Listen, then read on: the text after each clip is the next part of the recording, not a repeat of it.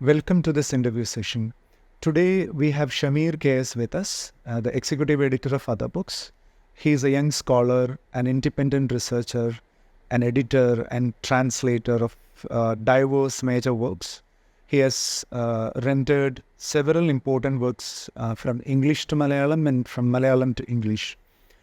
Today in this interview we are focusing on Adhkiya, a 16th century Sufi text originally written by Sheikh Zainuddin Makhdūm.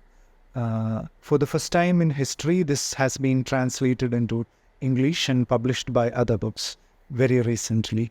Welcome to the interview. Thank you. Thank you so much. Could you begin by explaining the significance of Adhkiya as a text and as a practice? That is a good question to begin with. Actually, the idea of Adhkiya as a text and as a practice, that cannot be, is so easily differentiated, because praxis and knowledge, they are mingled in the framework of Adhkiya. So I will specifically answer this question by saying that when Sheikh Makhdūm first was writing of Adhkiya, he must have an implied reader. Implied reader is someone whom an author expect that this would be my reader. So there are many readers who can read the work as a literary text. They can enjoy the poetry, they can appreciate the work as such. But the implied reader is someone who goes beyond reading and brings the idea, the text, into their practice, because this is a manual for ethical conduct. So the author must have meant only those readers who go beyond the work and bring it to their practice. That is the main reason why Sheikh Makhdūm chose the medium of poetry for writing it, because poetry is something that we can learn by heart. We don't need the text with us.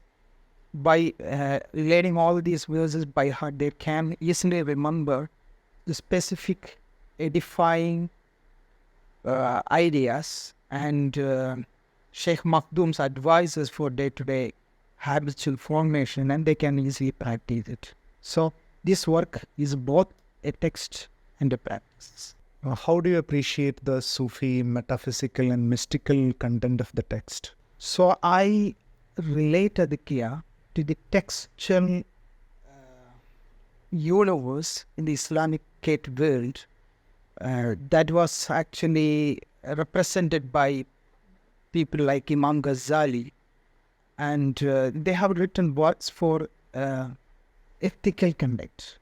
For example, we have works like Ihya al and we have principles of Sufism by Imam Hushairi. So this work is something that is in that light. We don't have erudite, mystical Sufi narratives there. We don't have narratives like Wahdat al-Wujud and things like that. This is not a complex text. This is a text that advises Adhkiya, that means intelligent one who are practicing, who are taking the beginning steps to practice Sufism in their life. And this work in its verses, more than 100 verses, the Sheikh advises separate chapters what he or she should do in every day, what kind of prayer one should practice, what are the etiquettes of learning, what are the etiquettes of reading a particular genre of work like tafsir, fiqh and things like that. So this is not a different genre in the world of Sufism, but we have been familiar with it from Ghazali down to Hushairi and others. So I consider this as a contribution from the world of Malabar, from this region, to the textual Islamic textual world of etiquette formation or habit formation, behavior ethics, things like that. How important was or is Adhkiya to the people of Malabar? This text was actually part of the Shafi curriculum. And right now, if we go to madrasas and daras system, we can see that this text is being taught as part of curriculum. So, for Malabaris, they can rightly claim that this is a work of Malabari Ghazali or Mappila Ghazali. He's actually a Mappila Ghazali. So, this work is not only being learned in Malabar, but if we go to Indonesia, Malaysia and other far eastern countries, this text can be seen as part of their curriculum and their day-to-day habits. So this work is a text in circulation. This is part of the scholars who traveled through the Indian Ocean region and they circulated the text from one part to another. So this is a very important text, a milestone text. So for Malabaris, we have many works to be proud of as far as Islamic studies is concerned. First of all, we have Tuhfatul Mujahideen and we have Fatahul Mu'id. So these two works were written by Sheikh Makhdūm first grandson, Sheikh Makhdūm second. So this work is really something that Malabaris could claim as their own, and they can proudly pronounce the author of the work as Ghazali, Mappila Ghazali. You have mentioned the author as Mappila Ghazali. So can you say something more about him as a versatile erudite scholar? So different from Imam Ghazali that we know, Imam Ghazali in his life had two different turns. The turn that he had taken before he wrote Al-Munkidu min al-Dhalal, which we have published as Aribillahi min Mujana in Malayalam. So, where he actually was actually very sad about having written many other works in his milestone. That scholarly work enterprise that he has done, that kind of rationalistic energy that he has penned for his pursuit, and he is wholeheartedly devoted to writing this kind of etiquettes and mysticism and Sufism. But we don't see any that kind of turn in the life of this author. He is completely a versatile, universal figure who combined all streams of knowledge, because Sheikh Makhdūm has written commentary to Alfiya. Alfiya is a 1,000-line work, poetic work on Arabic grammar, and he has written works on astronomy, and he has written works on logic. And this is actually a very important contribution, that he has never taken a turn against any part of his scholarly career, but he combined his life as a Sufi, as a mystical, as a selfless, self-effacing scholar on the one hand, and on the other, he devoted his life completely to the pursuit of knowledge. That is one remarkable aspect that I compare when I compare Imam Ghazali with Sheikh Makhdūm first. In the introduction of the book, you have narrated a very interesting personal experience wherein you were introduced to this text as a teenager during the admission of your Islamic course at a seminary. So could you say something more about the personal connection you had with this book? So the reason why I translated this work is this personal, emotional connection. My father took me to the college, to the seminary, as you call it, where I learned my religious education. I saw a boy standing there reading Adhkiya, and I said in the translator's note that this is a punitive measure, that he was being punished. But that was a wrong choice of word. Now I understand the correct word is the corrective measure. So this is not a punishment. So this work is not a text to be read and wrote something for your exam and you got the degree and you go out. This is not a text like that, because this is part of, as I have said before, that the text and praxis is commingled in this work. So a learner is supposed to learn and is not supposed to learn and forget this work, but this work they should carry throughout his life. So I was witnessing that this boy is being on a course correction. So, and I was being reminded that this is going to be your future as a student. But I have forgotten Adhkiya after I learned it. But whenever I feel I am alone, or whenever I feel I am adrift from the orbit of this textual tradition, I just ran through some of these lines and I am being reminded that you should be back to the orbit.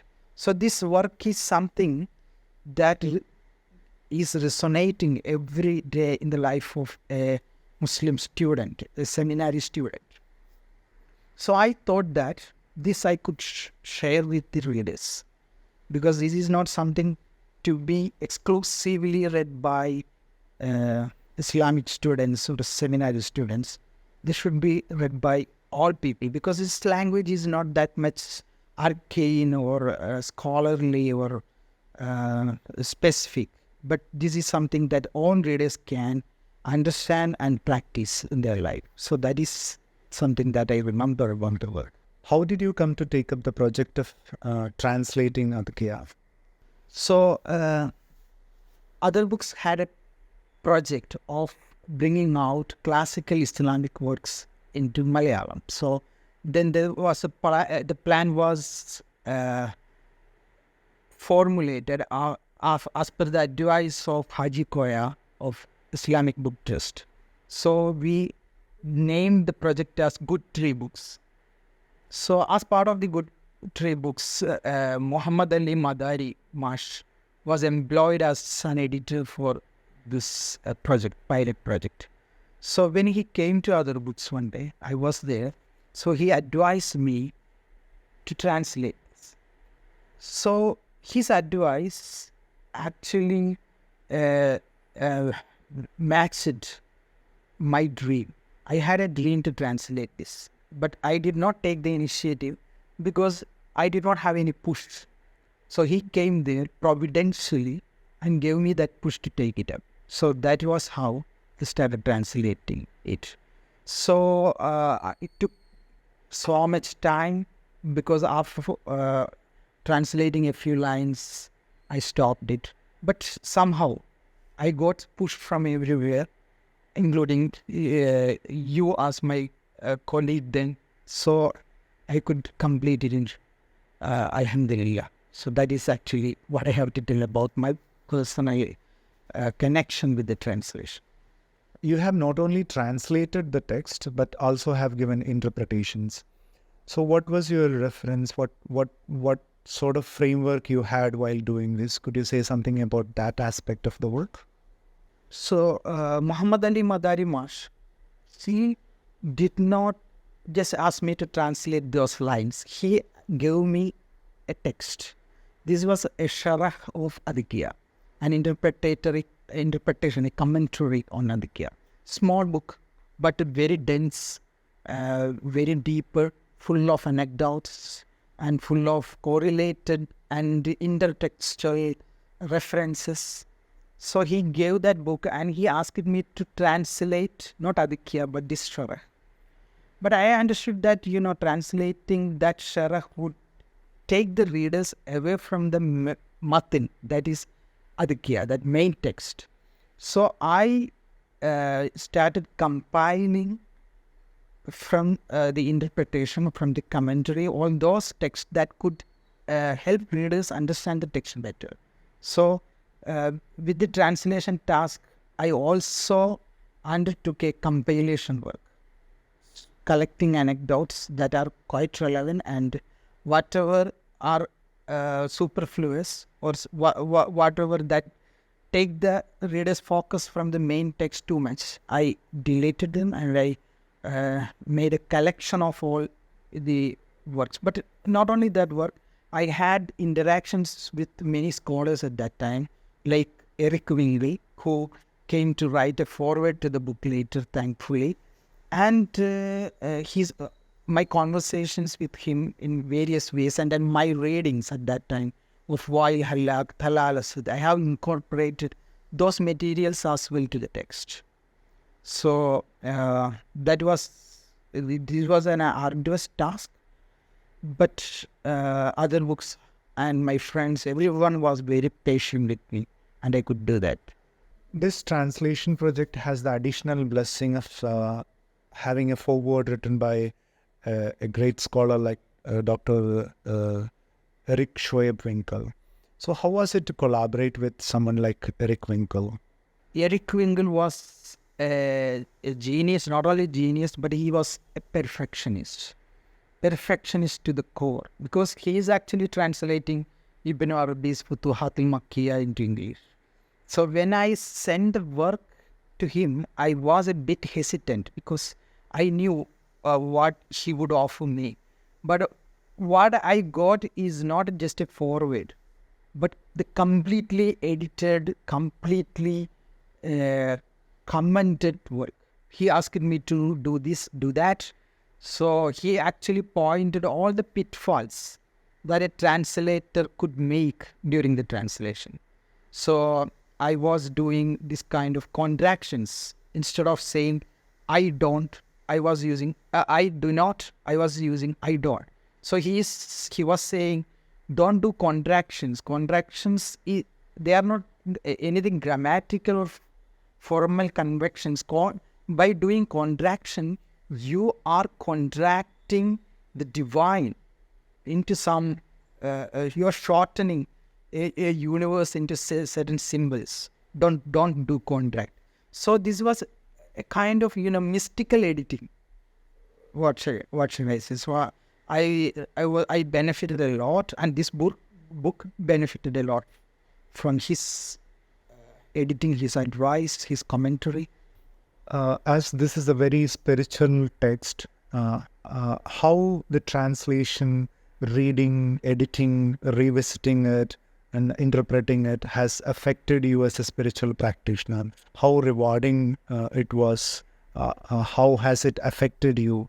First of all, I am not that much a spiritual practitioner, but every human being, and they have many moments of being connected to divine without their own awareness. Even a very hardcore criminal, a violent man, must have some epiphanic moments. So all the works that I have done on Adhkiya were done during my epiphanic moments. So whenever I had, I thought I did not have much connection with the divine, so I do this. So translation was actually a meditative practice for me, and I still do it sometimes. So it is, thankfully I could complete it at a time when I was not sure whether I could move it forward, because this work, I felt that this work pulls me to the orbit every time I feel I was going away. To close the session, what do you think of other important texts in Malabar which should be read by the outside world? Those kind of texts that you think the Muslim world should know and read. Could you say something about it? Yeah, Malabar is a rich area. Rich area is a wrong word. A rich arena of scholarly literature. We have many important, many remarkable scholars like Umar Khanli. And Sheikh Makhdūm second has some, and first and second, they have many unpublished and unknown manuscripts. And Umar Khalid's Alif al-Alif, for example, that is a very remarkable work. And we have to bring all those works to outside scholars. And if we, and another work that I should bring your notice to is Fathul Mu'in. Fathul Mu'in of Sheikh Makhdūm II, the grandson of the author of the Adhkiya. So when we say that Fathul Mu'in is a fiqh text, that is means when we read it, when we read a Shafi jurisprudential text. But beyond that, how fiqh was negotiated in this part of the world, and what kind of a specific Shafi fiqh category that Sheikh Makhdūm II was applying to the text. This is very remarkable, and its importance has been recognized by scholars like Yang Sang Ho, was written a manuscript, an article, I think, about Fathul Mu'in, and how that work is important when we understand scholars of Indonesian region and Makhdūm. And so I think Fathul Mu'in should be another work in this tradition, and Umar Khalid's one should be translated. And there are some oral works. We have a rich tradition of singing Sufi singers here. And it's possible that their song narratives should be translated and heard by other people all around the world. Thank you so much for the interview. Thank you. Thank you so much.